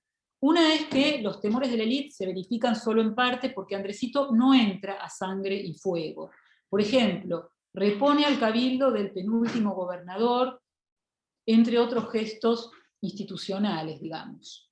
Toma medidas con un claro sello artiguista también, como la liberación de esclavos e indios que trabajaban en las haciendas, y también, por supuesto, les moja la oreja a las élites locales como venganza, por ejemplo, cuando obliga a bailar a las niñas bien con sus soldados indígenas, o cuando ordena a los notables que se pongan a limpiar la plaza de la ciudad. Bueno, Wilde, como buen antropólogo, también se ocupa de analizar los rituales, que estarían señalando la especificidad de la adhesión guaraní hacia Artigas. Rituales que invierten las jerarquías previas porque ponen por encima a los oprimidos y por abajo a los que mandan, que son ridiculizados. En su interpretación, de alguna manera, la adhesión tenía que ver con la búsqueda de la unidad perdida del distrito jesuítico, con una lectura idealizada del pasado misional, que es una reivindicación exclusivamente indígena y que de todos modos casaba muy bien con las proyecciones confederales de la Liga de los Pueblos Libres. Sin embargo, es un discurso que no va a encontrar oídos en la totalidad de las misiones, como dije, sino solamente en los pueblos occidentales. Bueno, cierro esta clase con una reflexión a modo de epílogo. Les muestro antes bueno, ahí tienen una diapositiva más tomada del viajero virreinal. Entonces, vayamos pues a nuestras conclusiones. Bueno, ¿qué hemos visto hasta aquí? Que especialmente para los esclavos, aunque el camino para la libertad, el camino hacia la libertad quede abierto, es un camino sinuoso. Después de la revolución tiene lugar una redefinición lenta, si se lo piensa, en el contexto de la velocidad con que cambian el discurso y los gobiernos revolucionarios, una redefinición lenta, decía, del estatus jurídico de negros y de libertos. Proceso lento relacionado con la desconfianza, con el número de la población esclavizada, que generaba mucho miedo en las élites revolucionarias. El tiempo fue pensado como un aliado por los gobiernos revolucionarios, porque se entendía que solamente el transcurso de los años podría redimir a la población de color de su asumida ignorancia, dependencia, rusticidad. También compromisos políticos. y necesidades perentorias generadas por la guerra están interviniendo en la manumisión condicionada. Hay que indemnizar a los propietarios, se necesita gente para cubrir las necesidades militares. De todos modos, en el mediano plazo, los derechos de propiedad sobre los esclavos se fueron precarizando y después de 1830 ya era un hecho la escasa importancia del trabajo esclavo. La militarización va a contribuir decisivamente a la emancipación, aunque también fuera responsable de la desaparición física de muchos afrodescendientes. ¿Qué pasa con la población india integrada, incluida la de las misiones? Bueno, desaparece como corporación dentro de este proceso general de individuación que promueven los gobiernos revolucionarios.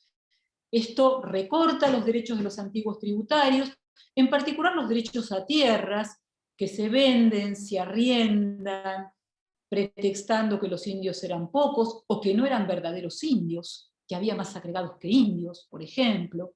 Y en realidad, quienes conservan las tierras son bastante excepcionales. En algunos casos, los gobiernos revolucionarios procuraron crear propietarios individuales. En teoría, este era el proyecto para Salta, que no se concreta. En la práctica, esto se hace en Jujuy, pero mucho tiempo después, durante la autonomía provincial. Para ese entonces, las tierras que ocupaban los indígenas pasan a ser fiscales, se ponen en enfiteusis, y se prefiere a los indígenas como enfiteutas. Pero estamos ya en 1840. Lo más común, en realidad, va a ser vender lo que habían sido tierras comunales y dejar a los extributarios sin nada. Es lo que pasa en Santiago del Estero. ¿Qué es lo que pasa con esta gente? No está muy claro. Algunos de ellos quedan como agregados, otros se van. En todo caso, lo que se generaliza es la desmarcación étnica, lo que complica el seguimiento del grupo para los investigadores. Por supuesto, en la vida cotidiana los epítetos socioétnicos van a seguir sonando. Y finalmente, con los grupos de la frontera, lo que nos vamos a encontrar es un incremento de la conflictividad en general. Esto va a tener que ver con el descuido de los dispositivos fronterizos, pero también, sin duda, con los avances hispano-criollos sobre los territorios indígenas. Bueno, y aquí me quedo. Ok, sí. Aquí me quedo, dejo de compartir pantalla y nos queda un rato para las preguntas.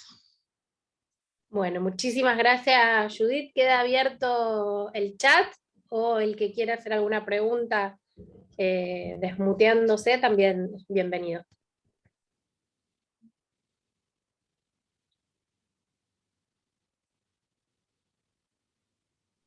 Anímense, aprovechen, repregunten. Me parece que los dejé a todos exhaustos. No, no. Muy largos.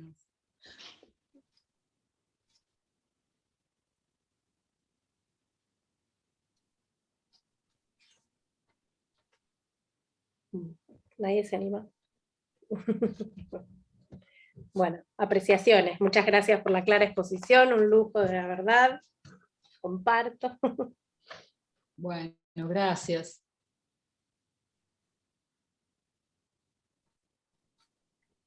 Si no hay preguntas todavía, ni se animan. Yo tengo una pregunta. Bien, no sé, Giselle. No sé si es una pregunta, pero hay un apartado en un texto de Barchi y Hellman, de Historia del Agro, que habla sobre las fronteras indígenas coloniales, que ahí hace mención un poco a que los jesuitas habían mantenido una cierta estabilidad, una cierta paz fronteriza, y que con su expulsión puede ser que ese equilibrio se haya perdido. No sé qué tan así puede ser. Bueno, mira, en la región pampeana, en realidad, en la frontera pampeana, las reducciones jesuíticas son un fracaso total. En realidad, no sirven nunca para nada. En el caso del Chaco, la situación es variable. Tenés que ver, porque en realidad la frontera del Chaco es una frontera con varias gobernaciones. El Chaco es frontera con el Tucumán, el Chaco es frontera con el Paraguay, y el Chaco es frontera con lo que había sido la gobernación de Buenos Aires. Por lo tanto, ahí tenés situaciones muy diferentes. Yo lo que recomiendo es la lectura de una autora que no cité en el transcurso de la clase, que es una antropóloga y que se llama Karina Lucaioli.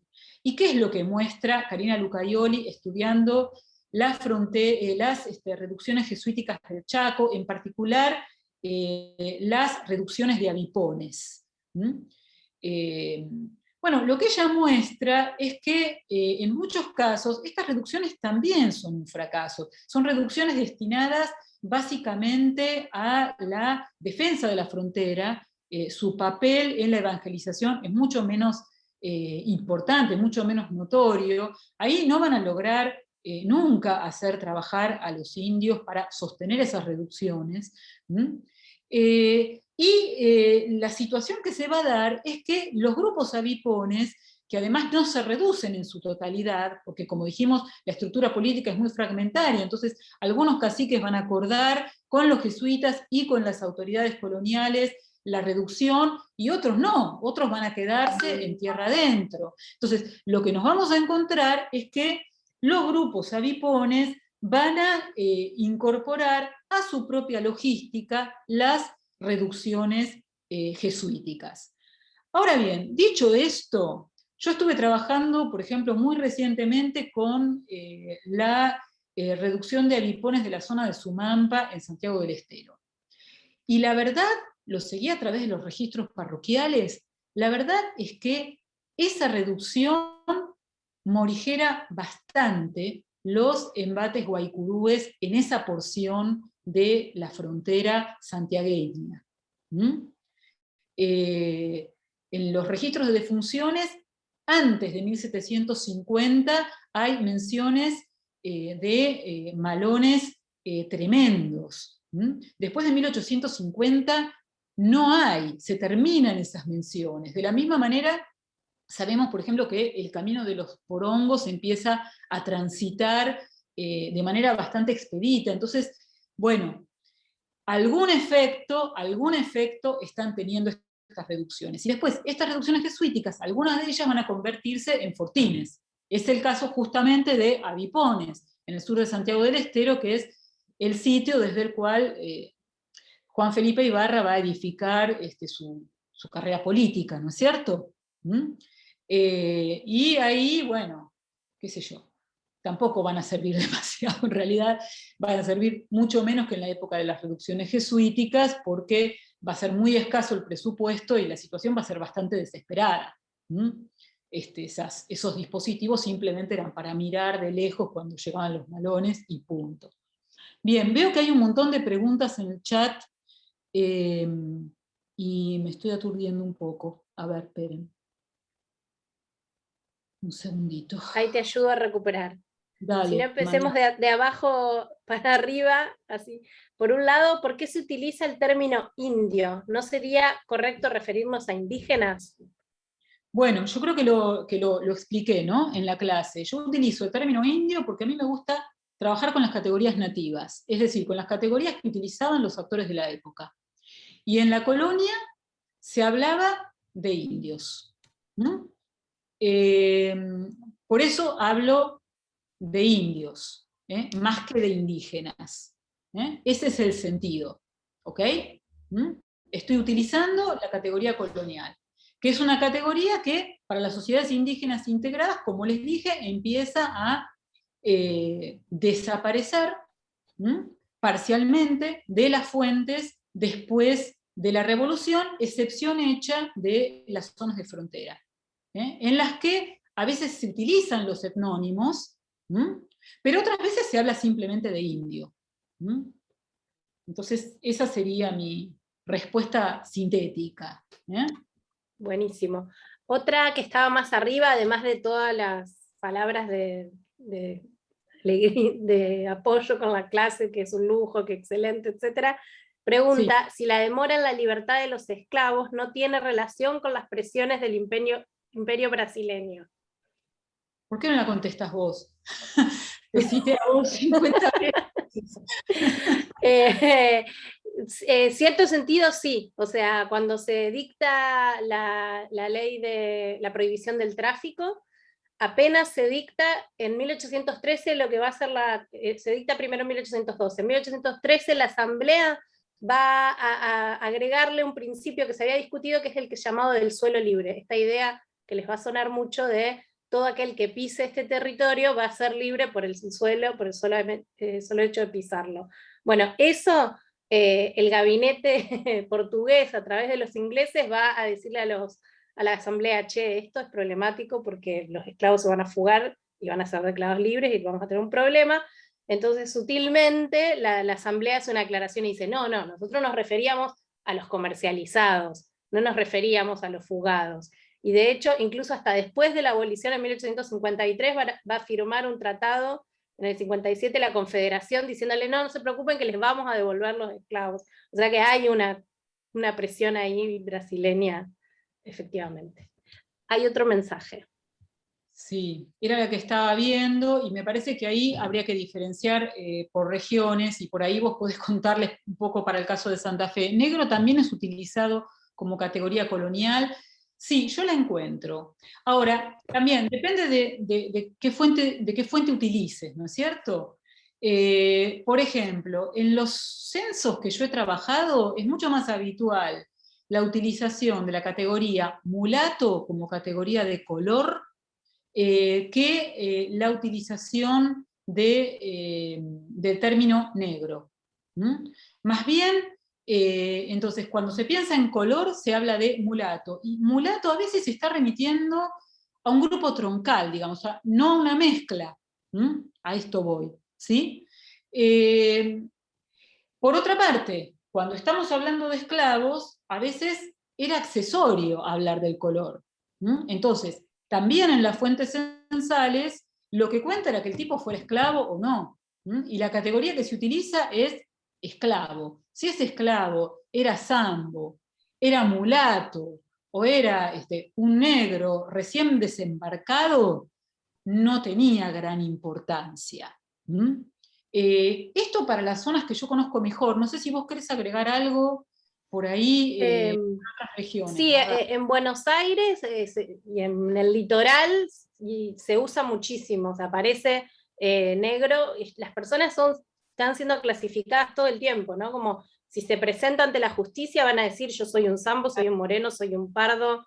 Claro. Si van a bautizarlo, se va a registrar todas sus condiciones, y las personas, o sea, es como decía Judith, van a estar estas distintas categorías que hacen referencia, ya sea como negro, en general son más africanos o recién llegados o más cercanos al viaje, digamos, transatlántico, al pasaje del medio llamado, y después ya son pardos, y lo que va a haber en los 20, yo estoy notando como que se empieza más a utilizar esta categoría de moreno, que en realidad es negro, pero es como con más respeto, ¿no? Un negro tiene un dejo peyorativo, en cambio moreno es algo más respetuoso y tiene que ver con... También después con, trigueño, ¿no?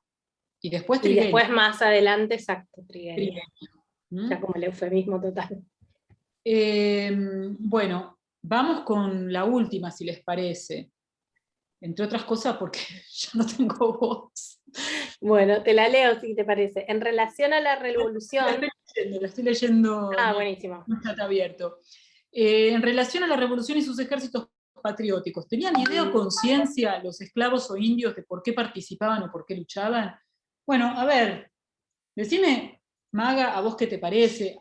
A mí me parece que los esclavos la tenían clarísima, sabían perfectamente qué era lo que suponía. Hay un horizonte de libertad ahí, en la participación en los ejércitos. Entonces, la lucha por la patria no era una abstracción, no tenía nada de abstracto para ellos, nada de abstracto.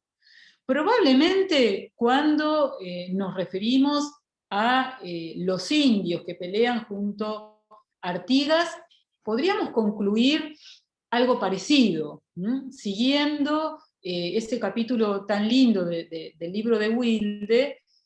A mí me resulta muy sugestiva esta hipótesis de una recuperación, de alguna manera, de ese pasado misional idealizado y que de alguna manera permitiría volver a una unidad perdida.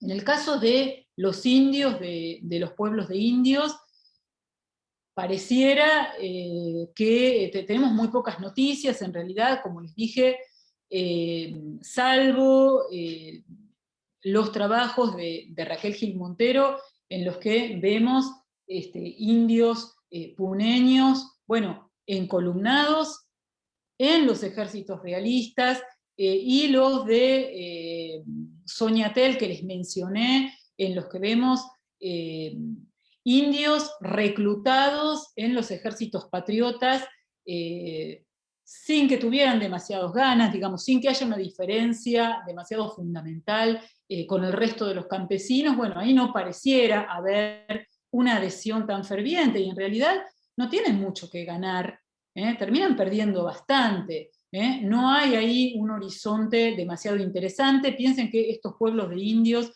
ya tan avanzado el periodo colonial, bueno, los tributarios estaban sometidos cuando todavía formaban pueblos al pago de un tributo muy moderado, ya eran pueblos que estaban en cabeza de la corona, entonces los tributarios gozaban de una autonomía real bastante amplia, incluso los pueblos de indios tenían sus propios agregados, cobraban arriendos a esos agregados. Bueno, en fin, la revolución no tenía nada especial para aportarles. Y finalmente, en el caso de los grupos fronterizos, me parece que es bastante claro que la adhesión o no adhesión no tiene que ver con el alineamiento realista o patriota, sino que tiene que ver con lógicas alternativas, lógicas propias. Ellos siempre habían hecho la suya y seguirán haciéndolo. Esto es lo que dice Silvia Rato, esto es lo que dice Marta Bechis, esto es lo que dicen otros autores también, esto es lo que dice también María Luisa Sux para el Alto Perú. Ahí están operando lógicas alternativas. De la misma manera que van a operar lógicas alternativas cuando se adhiera al bando federal o al bando unitario. No hay ahí tanto una cuestión de adhesión política a esos bandos, sino de intereses específicos de esos grupos, que justifican o no esas adhesiones. Bueno, ¿listo? Buenísimo. Bueno, muchísimas gracias, Judith, por compartirnos toda esta hermosa clase. Y bueno, gracias a todos por participar, por preguntar. Cualquier cosa escriben, cualquier duda, ya les vamos a estar mandando el PowerPoint que amablemente Judith comparte. Y nos encontramos el jueves que viene para seguir pensando sobre esto.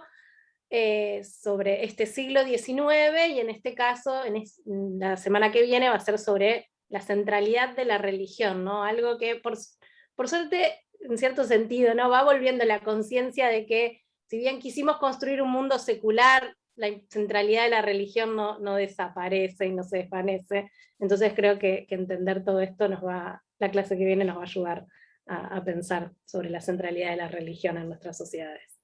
Así que bueno, nos vemos pronto. Roy, no sé si querés despedir también. No, solamente quiero agradecerle a Judith por una presentación buenísima, que me dejó pensando en muchos temas. Bueno, muchas gracias, No, Roy, y gracias, muchas gracias por los comentarios elogiosos que han dejado en el chat. Hasta el miércoles, entonces. Hasta el jueves. Nos vemos el Hasta el jueves. Chao.